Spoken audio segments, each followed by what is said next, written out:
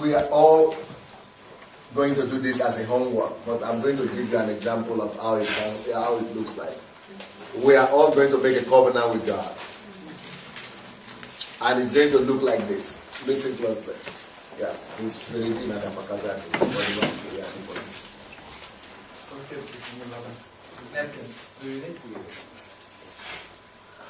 What we are going to do is that we are going to make a covenant with God today. Somebody else? Yes. We're going to write our own obituary.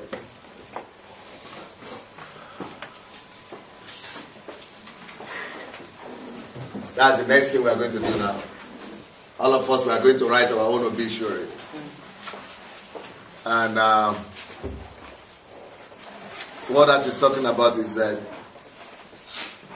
we are going to assume that we all die today. Because this, what has happened to us now, is a death process. We are all going to die. We are all going to assume we are dead today.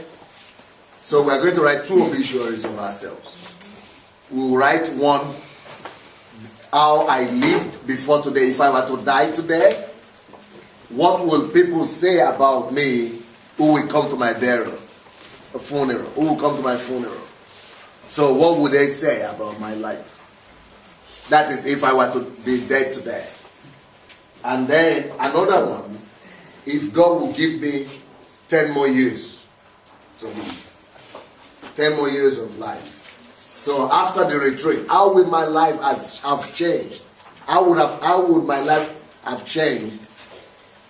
Or how would my life might have changed thanks to the retreat, thanks to this training, and how much change would have happened to my life or to me due to this encounter with God here, and what improvement must have come to my life in the next 10 years, and what would the next obituary look like. So the obituary before the retreat here, and the obituary after 10 years later. How would my life must have changed since then? You understand what I'm saying? Yeah. What would be the difference between those 2 obituaries? But what you should write is not your wishes, just wishful desire. What you should write is, it should be in line with the decisions you've made. That this is how my life is going to change. These are the things that I would have done, or I will be doing in the next 30 years, or 20 years, or 50 years, maybe at least 10 years from now. My life will have totally changed. Why do we take 10 years?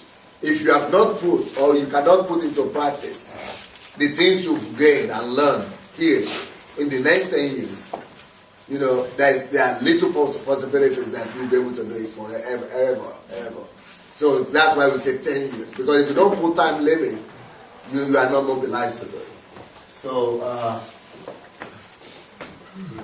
think we've completed. So come forward here. We are going to read out some of this, the way people wrote their obituaries, and then other questions as well. Apart from the obituary, there are also questions about values that you are going to answer. But we are going to show you where those questions are and how to answer them. But we're just going to read them out first. Let's read out the obituaries first. Then later on we'll read the values. The Balungan family hereby announces with a heavy heart the untimely death of our daughter, Miss Olugunmi Balungan. Until her death, she was a currency trader based in London. Our sorrow is further compounded by the fact that she never started embarking on her calling while she was on earth. Mightily blessed with potential such as a good head for memory and management skills, she never harnessed this for the benefit of humanity. She left the world sadly as an underachiever compared to her potential. Allowing herself to be distracted by the mundane things of life, she never grasped her calling and stepped out in faith to run with it. Her lethargy and indifference to the things of God left people in her promised land without a deliverer, thereby robbing many of their own destinies as well. Nevertheless, she did touch the lives of a few people that were around her. She was charitable, down to earth, and a great orator when she put her heart to it. Sadly, humanity has been robbed of these gifts deposited in her for their ultimate benefit, and she also robbed herself of a great destiny and the opportunity to write her name in the annals of history.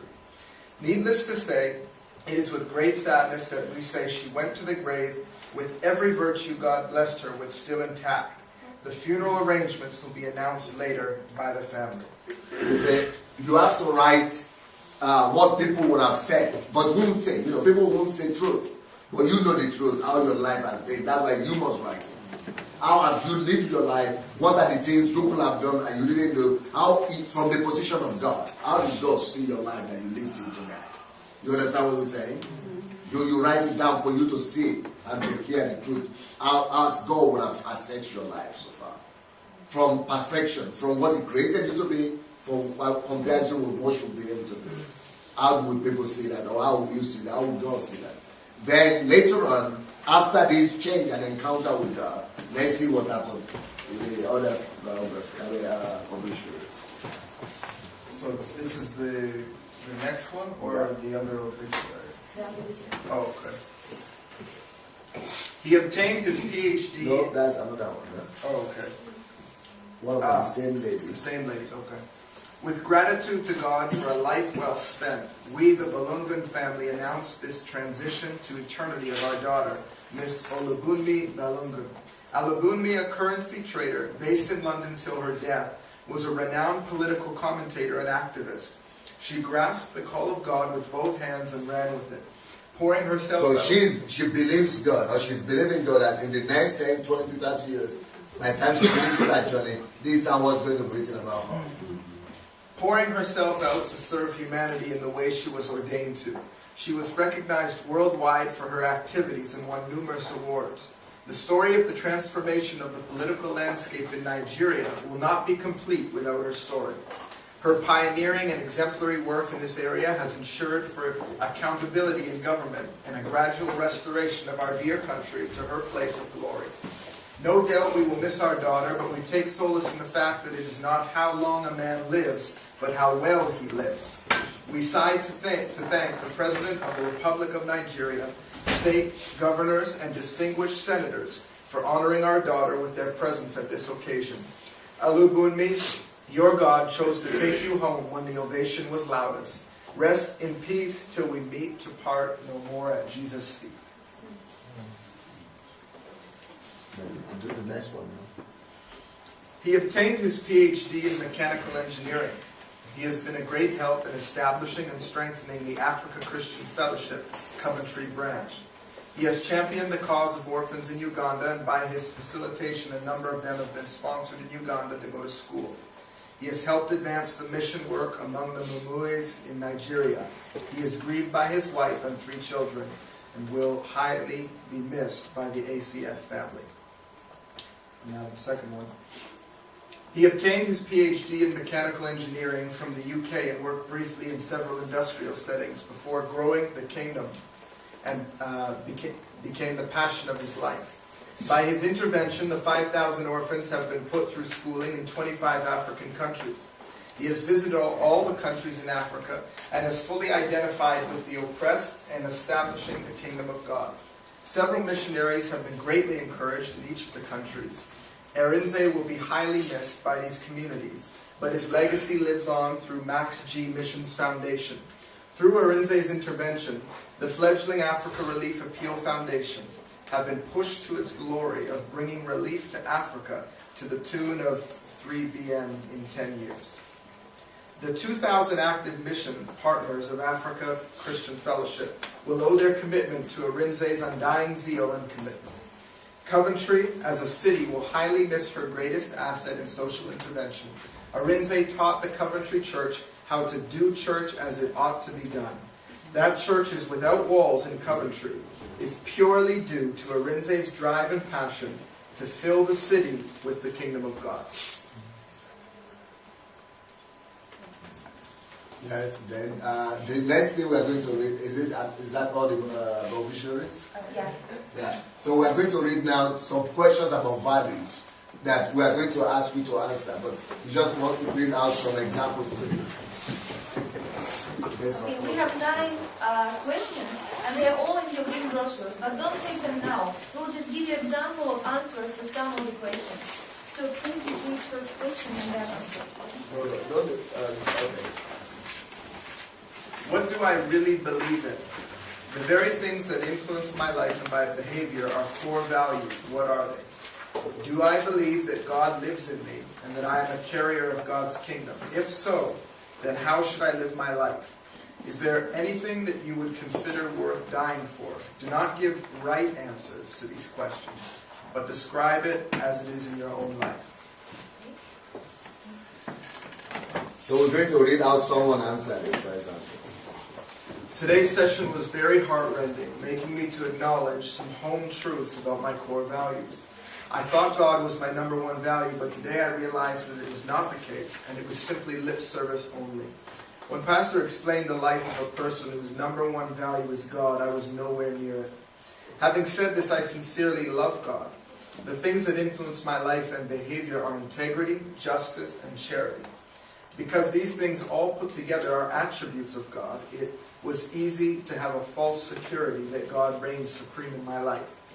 Furthermore, when I realized that if I were given a short time to live, I would want to change my lifestyle and accomplish a bit more of God. It truly established the fact that God is definitely not number one in my life right now. Previously, my answer would have been that God lives in me and I am His representative on earth. If this is truly the case, everything I lived for would be about the kingdom and not about me. I would have been all about Him. Presently, the candid truth is that it is not yet all about Him. There are certain aspects of my life that were yet to be surrendered to Jesus. Despite the above, I would consider dying for God, as I would not compromise my faith.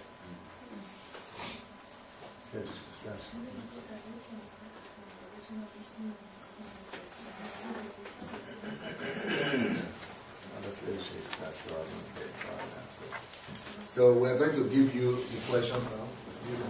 So can you please open block number 7?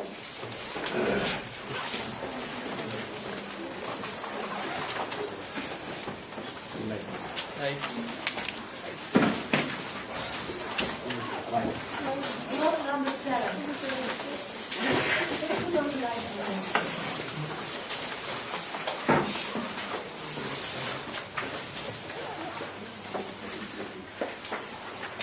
Block number 7.